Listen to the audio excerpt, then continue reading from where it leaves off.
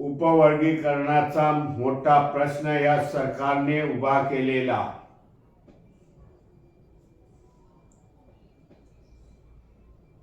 आजपर्यंत 59 जाती या चांगल्या प्रकारे एकमेकाशी संवाद होता, एकमेकाशी गुण्यागोविंदाने राहत होते। परंतु महाराष्ट्रातल्या सरकारने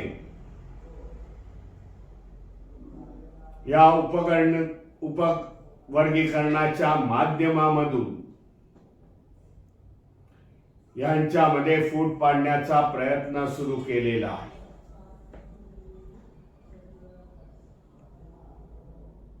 कुठल्याही समाजाची अशी मागणी नसताना चुकीचा संदेश बहुधांनी सगळं लाटलेला आहे। रिझर्वेशन असा चुकीचा संदेश सरकारच्या माध्यमातून देण्यात आला।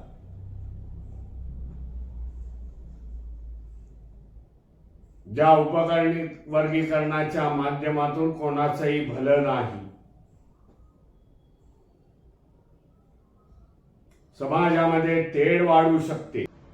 ज्यांनी आतापर्यंत आंदोलन केली या उपवर्गीकरणाविरोधात त्या सर्वांना आणि घटनेचे जे तज्ञ आहेत अशा सर्वांना त्यामध्ये बोलवण्यात आलेलं आहे। आणि त्यामुळे उपवर्गीकरण विरोध का आणि त्याच्याने या अनुसूचित जातीमधल्या लोकांचं आरक्षण कसं संपणार आहे याची कारणमीमांसा सांगितली जाणार आहे। त्याचबरोबर सरकारचं षडयंत्र ओपन केलं जाणार आहे। तेव्हा माझी आपल्याला हात जोडून विनंती आहे की बाबासाहेब आंबेडकरांनी या संपूर्ण अनुसूचित जातीच्या समाजाला डिप्रेस क्लास नावाने संबोधलं होतं।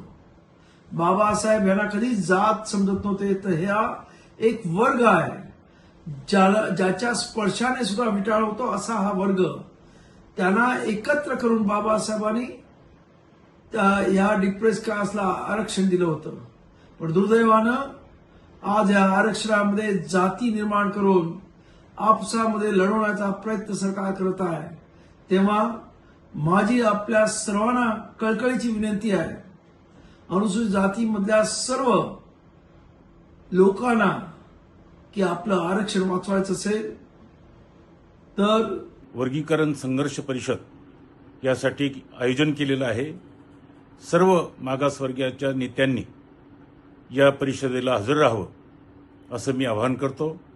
कारण उपवर्गीकरण हा मागासवर्गीयांच्या हक्कावर घाला आहे, एक मोठा धोका आहे आणि यासाठी आपण सर्वांनी एकत्र येऊन विरोध करण्याची आवश्यकता आहे, थांबवण्याची आवश्यकता आहे।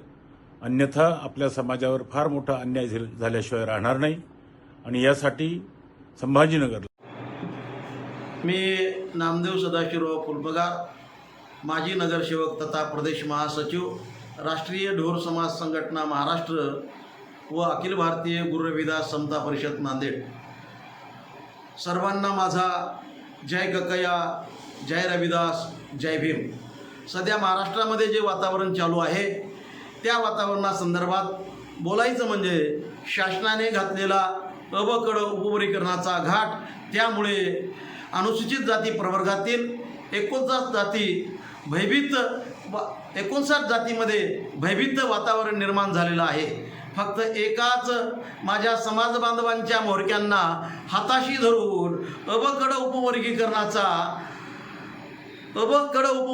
करावयाचे शासनाने घातलेला हो घाट आहे, हा घाट योग्य नाही। आणि या संदर्भामध्ये मोठमोठ्या प्रमाणामध्ये वेगवेगळ्या 58 जातीमधून मोर्चे निघत आहेत, आंदोलने छेडल्या जात आहेत। आणि यामध्ये सर्वात पुढे माझा बौद्ध बांधव आहे आणि त्या बौद्ध बांधवांच्या बरोबरीनं आम्ही आहोत। आम्हाला हे अबकड उपवर्गीकरणाचं आरक्षण, येणारं आरक्षण आम्हाला मान्य नाही। बाबासाहेबांना दिलेलं आरक्षण हे समूहाला दिलेलं आहे, जातीला दिलेलं नाही। म्हणून माझा बौद्ध बांधव एवढ्या मोठ्या प्रमाणामध्ये मोठ्या संख्येनं असताना सुद्धा जर त्यांनी अबकड उपवर्गीकरणाची मागणी केली तर त्यांना 9 ते 8% आरक्षण मिळू शकतं, पण तरी त्यांना हे अबकड उपवर्गीकरण मान्य नाही आणि ते सुद्धा सर्वांना सोबत घेऊन राहू इच्छितात. आम्ही सुद्धा त्यांच्या सोबत आहोत आणि या उद्याच्या होणाऱ्या मोर्चाचं नेतृत्व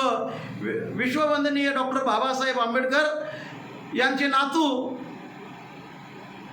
आयुष्यमान आनंदराजी आंबेडकर साहेब हे या येणाऱ्या 30 जून 2026 रोज मंगळवारी हे आपल्या या अबकड उपवर्गीकरणाचं नेतृत्व करणार आहेत आणि या नेतृत्वामध्ये आपण सर्वजण सहभागी होऊया. माझं एक सांगणं आहे, सर्व महापुरुषांना अभिवादन करून आम्ही राष्ट्रीय ढोर समाज संघटनाचे सर्व पदाधिकारी, महाराष्ट्रातील सर्व जिल्हा तालुक्यातील विभागीय पदाधिकारी, महाराष्ट्रातील सर्व जनतेला, समाज बांधवांना विनंती करतो की महाराष्ट्रामध्ये अबकडाचं सध्याला या सरकारने SC वर्गामध्ये आपसामध्ये वादविवाद करण्यासाठी चालू केलेलं जे काही अबकडाचं जे काही म्हणजे गोंधळ घातलेला आहे, तर मी राष्ट्रीय ढोर समाज संघटना व ढोर समाजाच्या वतीने आम्ही अबकडला पूर्ण विरोध करतो. व दुसरी गोष्ट, येणाऱ्या 30 तारखेला माननीय भीमरावजी आंबेडकर, आनंदरावजी आंबेडकर, बबनरावजी घोलप, त्याच्यानंतर बाबूरावजी माने साहेब व सर्व समाजाचे पदाधिकारी या 30 तारखेला होणाऱ्या मोर्चासाठी सर्व मराठी सर्वांनी येणार आहेत. आम्ही सर्व या कार्यक्रमाला येणार आहोत व महाराष्ट्रातील सर्व जनतेने, महाराष्ट्रातील सर्व समाजाने, ढोर असो, चांभार असो, मोची असो, कटवी असो, होलार असो, हिंदू खाटीक असो, या सर्वांनी येणाऱ्या 30 तारखेला मंत्रालयावर होणाऱ्या मोर्चासाठी सर्वांनी यायचंय व मी येणार आहे. आपण सर्वांनी यावा हीच विनंती. जय भीम. जेडीमेन झाला साहेब, जेडीमेन. हा, जय भीम. वहिनी बोला.